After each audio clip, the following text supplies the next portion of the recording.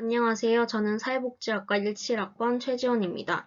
저는 이번 학예 실습에 부산종합사회복지관에 실습을 다녀왔습니다. 실습 기간은 7월 12일부터 7월 31일 동안 총 120시간의 실습을 실시하였습니다. 다음으로 목차를 설명드리겠습니다. 우선 기간에 관한 소개를 드리고 제가 실습했던 내용을 말씀드리겠습니다. 다음으로 기간의 장단점과 실습 후 제가 느꼈던 점들에 관한 설명을 드리겠습니다. 부산종합사회복지관이 속한 법인은 로사사회봉사회입니다. 로사사회봉사회는 부산종합사회복지관뿐만 아니라 흰돌 실버타운, 흰돌 요양센터, 흰돌 요원을 운영하고 있습니다.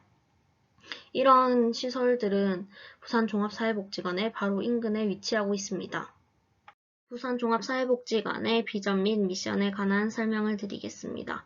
부산종합사회복지관의 미션은 열린 복지를 통해 지역사회 성장을 지향하는 파트너입니다. 여기에서 파트너란 부산종합사회복지관의 비전을 통해 그 뜻을 알 수 있습니다. 전문성을 강화하고 이용자의 접근성을 향상시키고 지역 주민과 상호 협력적으로 관계를 맺고 변화하는 복지 경향에 신속하게 대응하고 네트워크를 구축하며 지역 주민과 지속적으로 교류하고 지속적인 요구 파악과 소통을 통한 적극적인 수용을 의미합니다. 부산종합사회복지관은 지하철 그리고 버스로 다 이용이 가능하십니다. 배산역에서 내리신 후에 약 10분 정도 도보를 이용하시면 됩니다. 버스 같은 경우에도 많이 운행되고 있으니 방문하실 때 참고하시기 바랍니다. 부산종합사회복지관은 복지관의 3대 기능을 수행하고 있습니다. 우선 서비스 제공 기능에서 일상생활 지원 사업을 통하여 어르신들의 은발 가꾸기와 같은 사업을 진행하고 있습니다. 그리고 정서 지원 사업으로 신학기 용품 지원 사업인 꿈꾸러미가 운영되고 있습니다. 다음으로 조직화 기능을 보았을 때 수영구 기초 푸드뱅크를 볼 수 있습니다. 다양한 기부식품을 통해서 저소득 가정의 식품 소비에 대한 욕구의 충족 및 지역사회 기부 문화를 확산시키는 역할을 맡고 있는 서비스입니다. 마지막으로 사례 관리 기능을 운영하고 있습니다. 사례 관리 기능을 통하여 완성적이고 복합적인 욕구를 가진 이용자들을 대상으로 하여 사례 관리를 진행하고 사회복지 전공 대학생의 역량 강화 교육을 제공해서 예비 사례 관리자로 양성하기 위한 사례 관리 지원단도 운영되고 있습니다. 실습 일정에 관해 설명드리겠습니다. 총 3주차의 실습을 진행하였고 1주차에 부산종합사회복지관에 관한 소개와 기관에서 운영하는 사업에 대한 소개를 교육받았습니다. 그리고 사회복지 행정에 대한 교육을 통해 사회복지기관에서 행정 업무 처리가 어떻게 되고 있는지를 알 수 있었습니다. 그리고 사례관리 이론 교육과 인테이크 실천 교육이 진행되었습니다. 또한 지역사회 자원조사를 실시하였습니다. 2주차에는 프로그램 개발과 평가 교육이 진행되었고 이에 따라 첫 번째로 프로그램 기획이 시작되었습니다. 그리고 1주차에 지역사회 자원조사에 따라서 자원 목록표를 작성하고 자원지도를 제작하였습니다. 1월 22일에 지역사회 자원지도를 발표하게 되었습니다. 그리고 사례관리 인테이크 기록지를 작성하고 롤플레잉 초기 상담지를 작성하는 시간을 가졌습니다. 인테이크 기록지에 따라 사례관리 사례 발표를 하는 시간도 가졌습니다. 3주차에서는 지역 조직화의 이해 교육을 통해서 지역 조직화가 어떻게 이루어지는지에 관해 구체적으로 알 수 있었습니다. 그리고 청소년 통합 프로그램과 사회봉사 연계 프로그램의 기획을 하게 되었습니다. 그리고 프로그램 개발 교육과 프로그램 기획을 하는 시간을 가졌습니다. 평소에는 그림자 실습이 진행되어야 하는데 코로나19 상황으로 인해 여의치 않아서 프로그램을 기획하는 중간중간에 담당 선생님께 찾아가 피드백을 받는 식으로 진행되었습니다.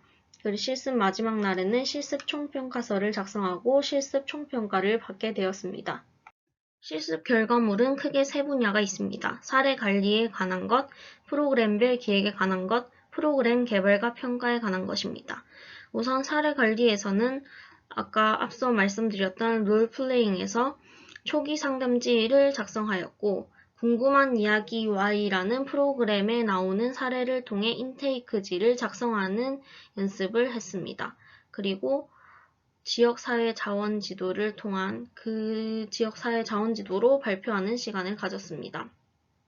프로그램별 기획으로 청소년 통합 프로그램에서 환경을 위한 우리의 분리수거 방법을 교육할 수 있는 그런 프로그램을 기획했고, 사회봉사 연계 프로그램에서 욕설을 어떻게 금지하면 되는지 그 방법에 대한 프로그램을 기획하는 시간을 가졌습니다. 프로그램 개발과 평가는 맞벌이 가정 초등학생의 신체 정서 기능 강화를 위한 창작 댄스 프로그램을 기획했습니다. 맨 왼쪽에 있는 사진이 광안 3동에 관한 지역사회 자원을 조사한 후 만든 자원지도입니다. 중간 부분이 사회봉사 연계 프로그램, 집단 프로그램을 기획한 내용입니다. 맨 오른쪽에 있는 내용이 청소년 통합 프로그램의 기획을 한 내용입니다. 부산 종합사회복지관에서 실습하면서 기억에 남는 것은 이 세 가지입니다. 첫 번째로 노는 것이 힘이다는 아동의 놀거리 증진을 위한 프로그램입니다. 여기에서 아동들이 본인들이 직접 놀이를 만드는 그런 작업이 있습니다. 그것을 통해서 아동이 자주적으로 프로그램에 참여하고 있다는 것을 인상 깊게 느낄 수 있어서 선택하게 되었습니다. 그리고 토이 나래를 통해 아동들이 폐자원을 활용해서 놀잇감을 만들고 그 과정을 통해서 자연스럽게 환경에 관한 교육이 이루어진다는 것에서 좋은 프로그램이라고 생각했고, 나중에 그런 사회적인 문제와 연결해서 좋은 프로그램을 만들 수 있으면 좋겠다는 생각에 고르게 되었습니다. 그리고 사례관리 교육을 통해서 특히 역할극을 통해서 사례관리자의 역할에 대해서 생각을 해보게 되었고, 어떻게 하면은 좋은 상담이 진행될 수 있을지에 대해서 생각해 볼 수 있었기 때문에 고르게 되었습니다. 부산종합사회복지관의 장점과 단점에 대한 설명을 드리겠습니다. 부산종합사회복지관의 장점으로는 첫 번째로 기관을 방문할 때 지하철이나 많은 시내버스를 이용할 수 있다는 점입니다. 두 번째로는 사회복지사 선생님들의 자유로운 분위기로 인해 질문이나 피드백을 주고받을 때 더 편하게 접근할 수 있었던 것 같습니다. 세 번째로 다양한 대상과 프로그램입니다. 종합사회복지관이다 보니 다양한 대상이 있고 거기에 따른 많은 프로그램들을 경험할 수 있어서 좋았습니다. 네 번째로 사례관리 교육입니다. 사례관리 교육을 통해서 사회복지사로서의 생각을 많이 하게 되었기 때문에 고르게 되었습니다. 단점으로는 기간으로 올라오는 짧은 오르막길 때문에 어르신들이 조금 불편하신 것 같다는 생각이 들어서 선택하게 되었습니다. 그리고 두 번째로 지하에 경로식당이 있는데 여기는 엘리베이터가 연결되어 있지 않아서 조금 어르신들이 불편하실 것 같다는 생각을 했습니다. 세 번째로 오래된 기관 시설물입니다. 그 기관이 시설이 오래되다 보니까 그 여름에 전기를 조금 더 많이 쓰게 되는 경우에는 블랙아웃 되는 현상이 있다고 해서 단점으로 적게 되었습니다. 실습을 하면서 아쉬웠던 점은 코로나로 인해서 그림자 실습이 불가능하고 이용자와의 만남도 불가능하다는 것이었습니다. 거기에 큰 아쉬움이 남았고, 그리고 변동되는 일정이 조금 잦아서 혼란을 주는 면이 있었습니다. 그리고 3주 동안 짧게 진행되다 보니까 일정의 촉박함도 많이 느껴졌던 것 같습니다. 실습을 하면서 느꼈던 점은 사회복지사라는 직업이 얼마나 많은 능력을 요하는 그러한 직업인지 생각을 하게 되었고, 전문성을 다시 한번 생각하게 되었습니다. 그리고 지역 자원의 연계에 관해서 학교에서 수업을 들을 때보다 좀 더 직접적으로 그 중요성을 알게 되었습니다. 그리고 같이 실습하는 친구들을 통해서 사회복지사로 일할 때 PPT 제작, 카툰뉴스 제작 등등 그 이외에도 더 많은 능력들이 필요할 텐데 이런 것들을 많이 준비해둬야겠다는 생각을 하게 되었습니다. 그리고 이용자를 만날 때 항상 이용자에게 관심을 가지고 일해야 된다는 것을 다시 한번 깨닫게 되었습니다. 이상 부산종합사회복지관에 관한 설명을 마치겠습니다. 감사합니다.